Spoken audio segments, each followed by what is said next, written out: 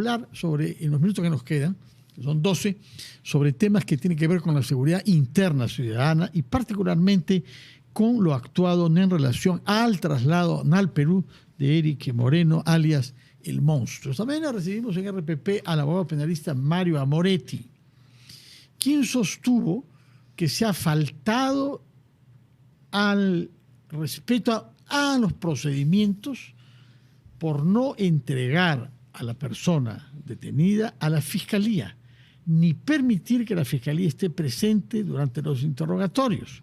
Él ha debido pasar la noche, según él, en la carceleta bajo autoridad fiscal y no en una sede policial. Y de la misma manera sugirió que habían dudas sobre la permanencia en la institución policial de personas que han estado de una manera u otra vinculadas con la organización del señor Moreno, alias El Monstruo. No lo dijo explícitamente, pero se refería a eso. Yo por eso quisiera saber si es correcto o no que se han faltado a ciertas normas procedimentales en una operación tan delicada como esta, comprendiéndose naturalmente que hay algo excepcional. Hay que tener cuidado de lo que le pueda pasar a este señor, porque debe haber mucha gente que quieren eliminarlo, los que han sido cómplices de ellos, entre ellos, según propio reconocimiento del comandante general de la policía, miembros de la Policía Nacional. Claro, la misma policía podría querer acabar con la vida de esta persona para evitar de que él pueda decir con quiénes eran sus contactos ante la aseveración de la policía paraguaya, ¿no? Y no olvidemos que en el caso de la policía de Paraguay, con todo el respeto que se merecen los buenos oficiales de la Policía Nacional del Perú, fueron hablar en 3 oportunidades al más alto nivel y ratificándose de que había gente de la policía peruana, algunos malos elementos como que hay en todas partes, que le avisaban al monstruo sobre la posibilidad de un operativo. Y yo coincido con el doctor Amoretti. Lamentablemente a veces el espectáculo lleva a que se cometan una serie de faltas que terminan beneficiando al delincuente. Entonces, en este mismo instante, por ejemplo, por otro caso similar, miembros del INPE están denunciando penalmente al presidente de la República por haber cometido una serie de actos que van en contra no solo de la dignidad de los trabajadores, sino de los procedimientos, porque luego los sancionan a ellos. Por ejemplo, ¿cómo se le ocurre preguntar públicamente dónde está esta persona, dónde lo han mandado, qué estrategia han seguido, delante de las cámaras? La verdad es que yo creo que hay una serie de hechos concatenados que en aras de buscar una mayor popularidad lo llevan a cometer errores de índole legal. Usted ha hablado de espectáculo y quizá ha usado la palabra castellana para evitar la palabra inglesa que usó Keiko Fujimori, que habló de show. Y estamos hablando de Keiko Fujimori, que no se caracteriza por ser crítica de la policía ni crítica de la autoridad del Estado. Más bien se hubiera podido temer lo contrario, que guarde silencio. Y ha hablado de que el señor Gei debe cuidarse de no hacer un show para evitar que se discute sobre su situación personal y la perspectiva de una vacancia. ¿Cuál es su opinión sobre el tema, señor? Bueno, yo coincido plenamente por expresado por el señor ministro Juan Sipur, pero yo quisiera agregar y hacer recordar lo siguiente. No, este tema del alias El Monstruo, de este criminal que ha causado mucho daño, no solamente a nuestra población, sino a la imagen y a la seguridad del país. Hace algún buen tiempo, antes de que sea capturado, tuvo 2 eventos que denotó justamente lo que se acaba de expresar, que existen malos elementos de nuestra policía. El primero fue cuando intervinieron en la casa de su señora madre, ¿no? Y él salió desde el extranjero indicando de que, claro, ahora sí son valientes los policías, pero cuando iban y pasaban por Cajatambo, ¿no? Esa fue su expresión, ahí no eran valientes. Entonces yo los voy a delatar y voy a hacer. Primer momento. Segundo momento, cuando ha estado la policía paraguaya, ha manifestado de que en 3 oportunidades, como lo ha dicho el señor ministro, han manifestado de que ha habido como una especie de soplo, por eso de que la intervención que hicieron para detenerlo fue con la no intervención de la policía peruana. Y con el debido respeto, lo digo. Sí, entonces, fue doloroso escucharlo. Lo que nosotros debemos reconocer que hay un altísimo grado de corrupción en la administración, por parte también del INPE, como en la administración de todos estos procedimientos policiales que se vienen llevando a cabo. Primer aspecto. Segundo aspecto, coincido también nuevamente en que ya basta de hacer espectáculos, ya basta de hacer show, ya basta de hacer figuretismo en el sentido de ingresar a un penal, incumplir los procedimientos que traen como consecuencia la afectación a la imagen del presidente y en todos los procesos que uno debe de cumplir. La ley está para cumplirse, los procedimientos están para cumplirse. Si dice que debe estar en un penal de máxima seguridad, pues yo hago todos los trámites convenientes para trasladarlo ahí. Por último, no hubiera estado en una instalación policial, lo llevo por el momento, por casos excepcionales, a la base naval. Después lo traslado hacia otro sitio, pero yo tengo que crear en virtud de las normas, ¿no?, el cumplimiento de la ley. No puedo salirme con eso, con la intención de exponer, fíjense lo que están haciendo.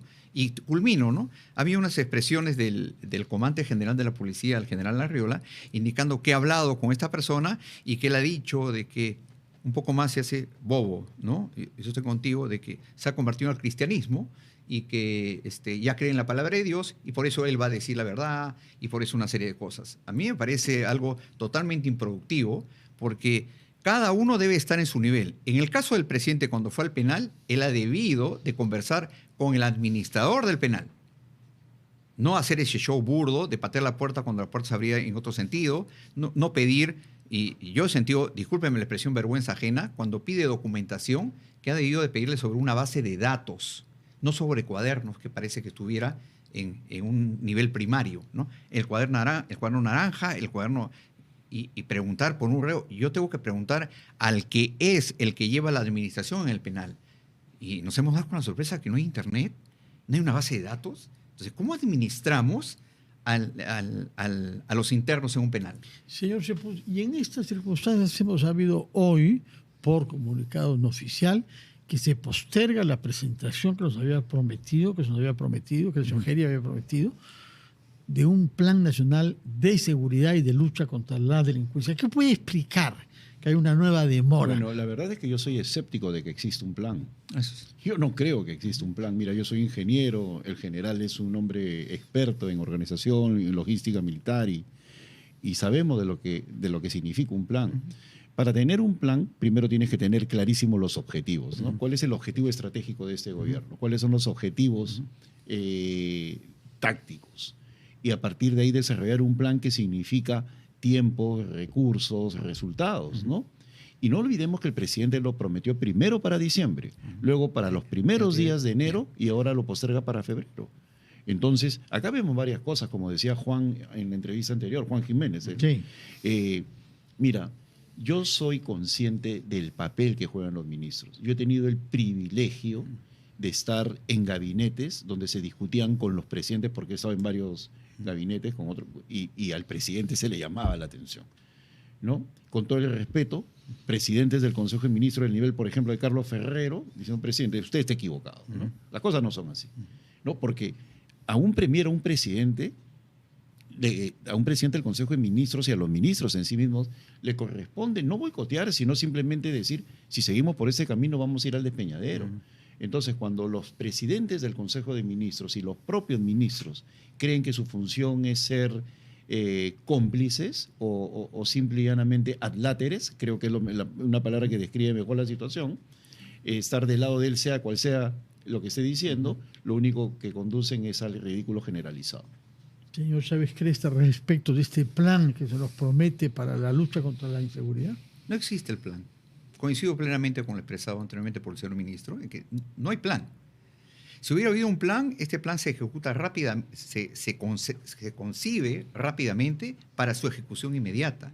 Lo que pide la población y lo que se debe de hacer en el marco del desarrollo de esta gestión, porque el señor presidente ha recibido dos encargos: asegurar la transición para este proceso electoral y segundo, garantizar las condiciones para disminuir la inseguridad ciudadana y hacer un ambiente pacífico para que se lleve a cabo estas elecciones. ¿Por qué no habría ese plan? ¿No tenemos en el Perú los profesionales especializados capaces de sentarse en un seminario durante una semana, militares, civiles, académicos, policías, y elaborar un plan serio? Claro, si yo no tengo la ruta, o como lo ha dicho el señor ministro, el objetivo principal, o cuál es la misión o la visión que debo tener en establecer este plan estratégico operativo, llamemos así, porque con la concepción de ese plan estratégico operativo viene un plan estratégico administrativo.